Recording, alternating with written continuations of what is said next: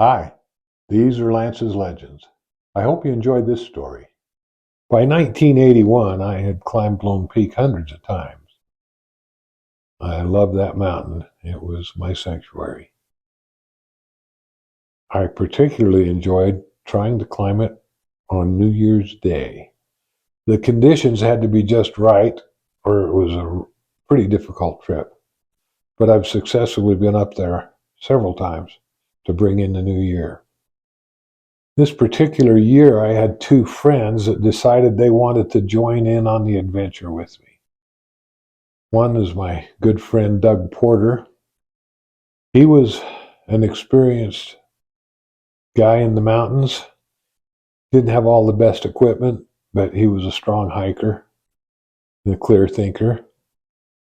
The other one was making a last-ditch effort in his life. He was going to turn 40 that year, and he saw me as an opportunity of adventures. So I took Pat on quite a few trips with me. He proved to be a real anchor on this one. They got to the trailhead, and their packs looked like a couple of Bedouin desert people. I mean, they had stuff tied all over. Doug was dating a girl, Brenda Sanford, and she agreed to take us to the trailhead and drop us off. We got all our gear out, started putting on our snowshoes and our packs, and we got Pat ready. He had the stupidest ski poles I've ever seen. Pat was vertically challenged. He was only 5'5", but he had ski poles that were way too short for him. They were probably made for a 5-year-old, and they barely made it up past his knees. We questioned why he would bring those poles, and he assured us that because of his short legs and the deep snow, that those poles would help him stay upright, which did not prove to be the case. We started up the trail, and Doug and I took turns leading in the snow. We'd been hiking about 15 minutes, and we decided we'd better stop because we hadn't seen or heard Pat for a while. We waited, and we waited. And after about 10 minutes, we got a little worried. We thought, well, we've only been hiking 15 minutes. We've waited 10. We better go back and see what's going on. So we hiked back a while and found Pat floundering like a turtle on his back with these stupid little short ski poles. And he had fallen to the side, still had his snowshoes on, still had his pack strapped to his shoulders and his back. And we helped him and got him back on the trail, dusted him off, tried to encourage him to hike a little faster. We tried to encourage Pat just to turn around and walk back to the valley because he obviously was not cut out for the trip. But he assured us that he could do it, and he, I think, was afraid of hiking back alone because he couldn't seem to get up if he fell down, and he seemed to fall down quite regularly. We were determined to make it to Second Hamongog. I had thought it'd take 2, maybe 3 hours, but it was well over 5 hours before we got there. And we had to go back and rescue Pat over and over again. Well, we listened to him and we kept trying to encourage him, but there was a storm closing in on us, and the prefrontal winds got more intense the higher we got on the mountain. And by the time we got to the 8,000 foot mark at Second Hamongog, they were gusting well over 60 miles an hour. The tall trees didn't do much to stop the wind. And we could feel the storm was impending and just closing in on us. The day was getting done, and by the time we got there, we decided we'd probably better drop down out of the wind into Fort Canyon. Fort Canyon is a waterform canyon that goes west out of Second Hamongog and runs between the main granite mountain and the glaciated debris that form the foothills for that part of the mountain. And I'd never been in the canyon, but it's a beautiful canyon. and we dropped down a couple of 100 yards until we felt we were out of the wind, and we found a nice flat spot, and we set up camp. Then we broke some pine boughs out of some nearby trees and found a bunch of tinder and started a big fire. In the winter, when you build a fire on snow, it just slowly sinks into the snow, and the snow was 5 or 6 feet deep, so it just kept dropping a little lower. Around 9 o'clock, I slipped back into the tent and pulled out a surprise. I had carried a big glass bottle of Martinelli's sparkling apple juice, and we uncorked it and passed it around and toasted in the new year. The ferocious wind suddenly turned and came out of the north, and it was a cold, cold wind. In the middle of the winter, in the middle of the night, in the Utah mountains, this north wind, and I knew that was a sign that the storm was on us. So we climbed in the tent and settled in. I lit up my Svea stove in there, but I felt like it was pulling the oxygen out of the tent, so we just climbed in our bags and we were sound asleep by New Year's. In the middle of the night, I could feel the tent was being crushed in from all sides, and the storm was so ferocious, and down in that canyon we were also exposed to drifting wind coming down off the ridge, and our tent was getting buried. So I got on what gear I had to, and I went out and shoveled the snow from around the tent and off the top. We woke up the next morning, and the snow was burying the tent on the side. So Doug and I went out, got the snowshoes, and we dug all around the tent and kicked all the snow off the top. But it was still just a blizzard with a strong north wind. So we climbed back in the tent, got out of the wind, and fired up the stove, made a hot breakfast, and thought we'd wait till the storm cleared. And we waited, and we waited. We'd mark in the frost on the side of the tent the snow level, and then we'd time it. And we were getting several inches of snow an hour. So every once in a while, we'd have to go out and clean the snow off the tent. Other times, nature called, and we had to go outside. But other than that, there were 2.5 men trapped in a tent made for 2 people all day long.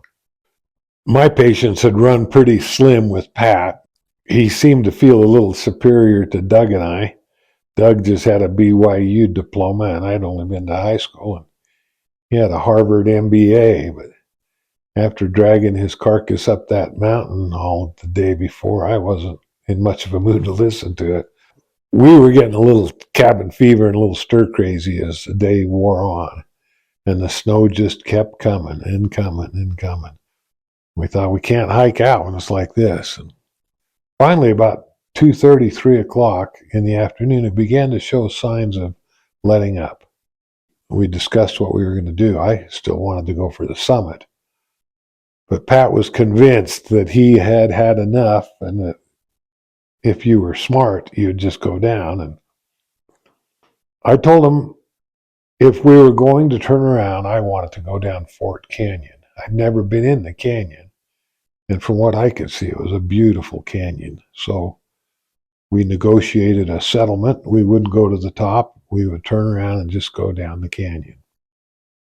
So we hurried and broke down the tent and all the gear and stowed everything and started off. We had about 2 hours of daylight left. We felt like that should be plenty. And we started.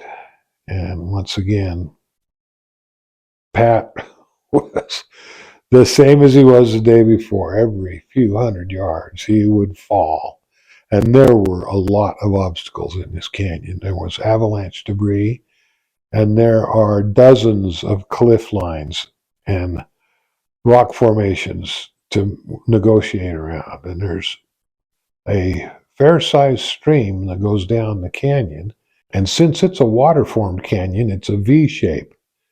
And before long, we were committed into the canyon. So we hiked, pulled Pat out of snowbanks, and he had lagged behind. And finally, I went back, and he was floundering again like a turtle with these stupid little tiny ski poles. And by then, my patience was gone, and I grabbed those ski poles and just threw them up into the hill. And they just disappeared into the fresh new snow. Pat and Doug just looked. They didn't say a word. We got Pat back up and we started. The stream, every once in a while, would be exposed as it went over rocks or over a waterfall. We came to a formation late in the day. It was a big rolling granite face, and there was a big ice shield, and then from underneath the ice came this roaring stream, and then it cascaded off a 25-foot cliff into a pool of water. So I put on my crampons and hiked across the ice and dropped my pack, then came back, and Doug didn't have crampons, so I gave him my ice axe, and he and I were definitely the heaviest combo, and so I helped him across the ice, and he got to the other side. I took the ice axe back and went to get Pat, started across the ice, and the ice collapsed. Pat had his pack on, and we plunged off of this 25-foot cliff into this pool of ice cold, churning water. It was about 10 feet deep. We both went in over our heads, came out sputtering, and I grabbed Pat and pulled him out, and Doug must have just been horrified, but he grabbed my pack and he made his way down the far side of the stream, and there was a little island in the middle of the stream next to the pool, and it looked like a mushroom. It had about 3 feet of snow on it and then stream on both sides. And we set up my tent and we packed it down because Pat was going into hypothermia and we had to act fast. Looking back, we probably should have hiked a little further and found a place where we could set up camp and make a fire, but we were in a desperate emergency situation where we had to keep Pat from freezing. And he was completely wet, head to toe, and so was I. But unlike Pat, I had dry gear in my pack. So we hurried and set up the tent, and it was cold. The wind was just howling, coming straight down off Lone Peak. And it was cold. We got the tent set up as fast as we could, and Pat had gone into just complete uncontrolled shaking. And I realized he was going into hypothermic shock. So I got my sleeping bag out and I told Doug he was going to have to volunteer the hollow filled bag that he'd bought from old man Miller at Miller Ski Company and put it over the top of us because we had to warm Pat up as fast as we could. We fired up the Svea stove and then I climbed into the little tapered bag with Pat. So the two of us were wedged in there, and I have a high metabolism, and we'd been pushing for several hours, so I was a hot body at that point, and I helped revive him. We made dinner and stuffed as much warm food down him as we could, and then I drew the short straw. I had to spend the night just wedged in this little bag with Pat. By morning, he seemed to be okay. The problem was his clothes were all frozen solid standing in the corner of the tent. And he didn't have any extra gear. His sleeping bag was sopping wet. All of his gear was completely saturated. Doug and I donated everything we could, dry socks, dry shirt, but he had to put on a frozen coat and frozen snow pants to keep the wind off of him. We had a warm breakfast and we started on our way thinking that within a few hours we'd be out. And we just kept trudging along and Pat kept falling down and we just tried to keep him moving. And about midday came to a spot where there was about a 40-foot cliff, and it didn't seem like there was a decent way around it on either side of the stream. I always carried a half-inch, 60-foot nylon rope. Wasn't as strong or as heavy as a regular climbing rope, but in mountaineering assist, it was really functional. And I had that with me, so I convinced Doug and Pat that I could lower them off this cliff. And it was a 90-degree edge. We sent Pat off as a test dummy. They had the rope go around my back through both my hands, and I sent him down off the cliff, and he got down and unhooked the rope and sent it back up. And then Doug and I began to argue about whether or not I could support him as he went off this cliff. And I assured him that if I leveraged myself right, that I could do it. It wasn't a matter of strength, but leverage. And he wasn't buying it, but I finally convinced him to trust me. And he put the rope around him as he questioningly looked at me and backed off the cliff right as he put his full committed weight off the back of this cliff. I came forward, and I had to let go of the rope and just let it slip through my hands, and it actually burned a hole in my coat on the wrist where the rope went over my wrist and through my hand. So Doug kind of free fell most of the way down. I think I put a little pressure on at the end. I assure him I did, but he survived. He landed in the snow and undid the rope, cussed at me a little bit, and then I had to work my way down this snowy, icy cliff line, which took a while. By the time I got down there, Pat had again gone into hypothermic shock. He became hysterical. He started to swear and curse and call us to the dogs. He was not himself. It's like he was possessed. It was hard not to laugh. This little short guy spouting off the way he was, but he was just in a state of desperation. His lips had turned blue, his eyes were blue, his face was white. He was shaking all over, and he was cursing like a sailor. And so we decided that we were in a critical situation, and that the only choice we had was to once again get down into a sleeping bag with Pat, try to get him warmed back up, and send Doug down for help. We didn't know if that would come by way of helicopter or what. So we hurried and broke out Doug's extra hollow-fill bag and put my bag inside Doug's, and then stripped all the frozen clothes off Pat and stuffed him in. Then I wedged myself down in there with him, and we'd been working hard for several hours. So I was putting out a lot of heat, and then Doug took off. Within about 15 minutes, Pat was feeling like this is not the place to be. It's going to take hours and hours for Doug to get help and for them to get up to us. And how will they find us? And how will they get us off the mountain? It'll take all night. And all of a sudden, Pat decided he had the energy and the wherewithal. We were going to hike off this mountain. So I told him, look, I've got to track Doug down. So I ran up about 100 yards ahead, and I yelled down to Doug, and he had made his way down 2 or 3 other cliff lines and obstacles and was going through a big, tall stand of pines. And he heard me. I told him, we're coming, just wait there for us.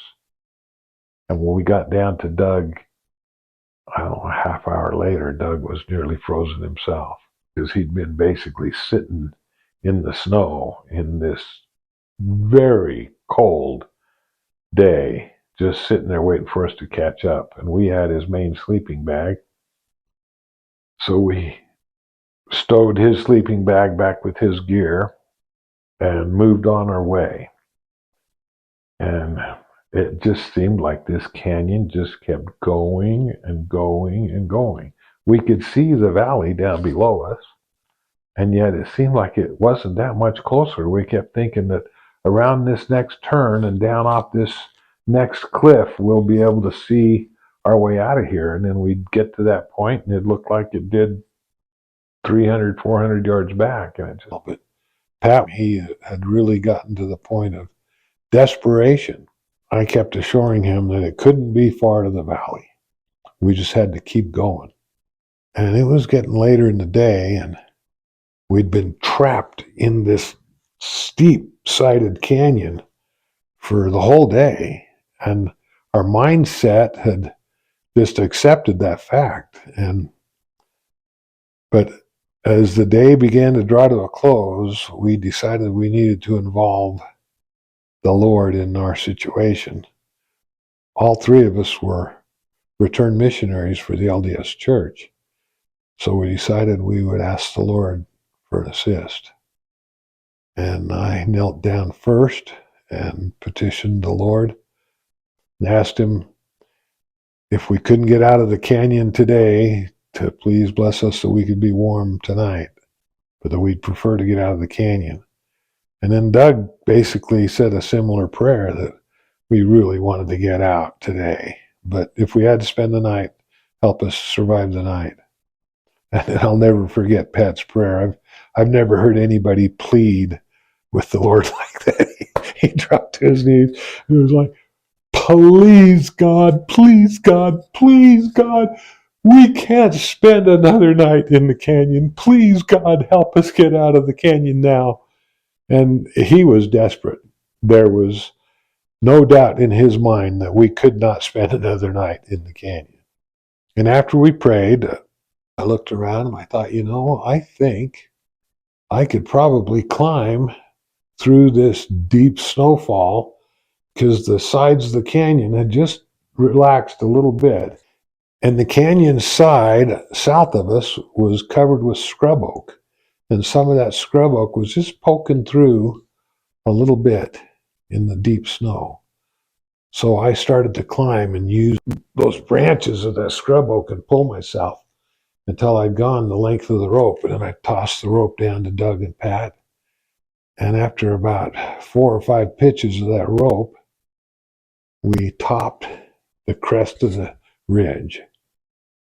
And we were only maybe a half a mile away from Grove Drive in Alpine. And so it was getting the end of daylight for sure. And we hoofed it as fast as we could. We went straight down off the side of this hill and climbed over a fence, and we made it to pavement. And just about the time we got there, it was dark. So we started walking down the road towards Alpine. And after about 20 minutes or so, we could see the headlights from an approaching vehicle. And it was an old Jeep Wagoneer, had a father and a daughter in it. And Doug and I stepped to the side of the road. We were going to hail him down, but Pat dropped right where he was, right in the middle of the road. And he laid down and put his arms out, and he was not going to let this vehicle go by. He was taking no chance of them not stopping. He got them to stop, and we climbed in the back, threw our packs in the very back of the Wagoneer, and they drove us into Alpine. And Pat was just beside himself. He was so cold and so desperate.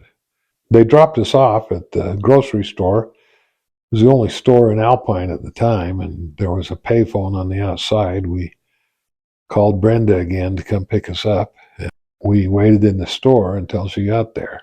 At that point, I told Pat that after dragging his butt up that mountain and down, and we'd gotten him safely back to civilization, that he owed Doug and I a steak dinner. There was a restaurant back then in Lehigh called Porter's Place.